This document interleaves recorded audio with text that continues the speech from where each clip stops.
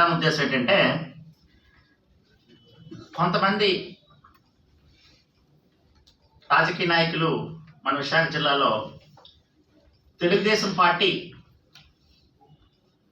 వలన ఎదిగి తెలుగుదేశం పార్టీ వలన కోట్లు సంపాదించి అవే డబ్బుల్ని తెలుగుదేశం పార్టీ నాశనానికి ఉపయోగిస్తున్నారు. అందులో మొట్టమొదటి వరుసలో ఉన్న వ్యక్తి ఆడారి ఆనంద్, ఈరోజు వెస్ట్ నియోజకవర్గ ఇన్ఛార్జ్. అతని కుటుంబ నేపథ్యం తీసుకుంటే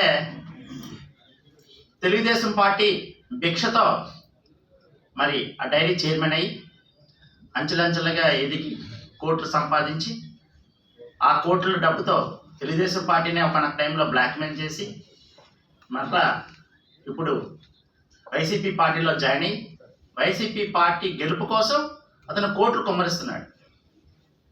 ఆ నాన్నగారిని అందరూ ఆంధ్ర కురియన్ అంటారు. అతను ఆంధ్ర కురియన్ కాదు, ఆంధ్ర అదాని. ఆడారి ఆనంద్ అలీబాబా అరడజన్ దొంగల్లాగా ఆ డైరెక్టర్లని పెట్టుకొని ఎవరైతే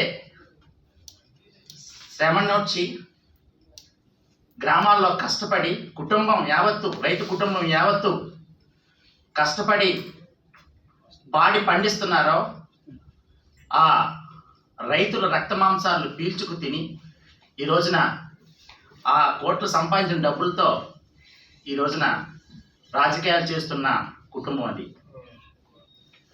ఈ రోజున వెస్ట్ నియోజకవర్గం ఎక్కడికి వెళ్ళా సరే కుల సంఘాలు పెళ్ళడం, మీకు కోట్లు ఇస్తాం, నాకు సపోర్ట్ చేయండి.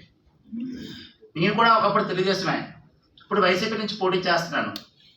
రేపొద్దున నేను ఎమ్మెల్యే అయిన తర్వాత ఒకవేళ తెలుగుదేశం పార్టీ అధికారం వస్తే తెలుగుదేశం పార్టీలోకి వచ్చేస్తాను, లేదు వైసీపీ అధికారంలోకి వస్తే వైసీపీ ఎమ్మెల్యేగా మీకు ఏ పని కావాలంటే ఆ పని చేసి పెడతాను అని తెలుగుదేశం సానుభూతి పనులు తెలుగుదేశం కార్యకర్తల్ని అతను అప్పీల్ చేస్తున్నాడంటే ఆ డబ్బు మదం ఎంత స్థాయికి వెళ్ళిందో మీరు అర్థం చేసుకోవాలి.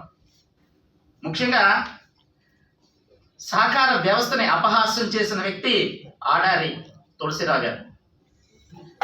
విశాఖ డైరీ ఏర్పడింది సహకార రంగంలో 1964 యాక్ట్. అందులో రైతులందరూ భాగస్వాములే.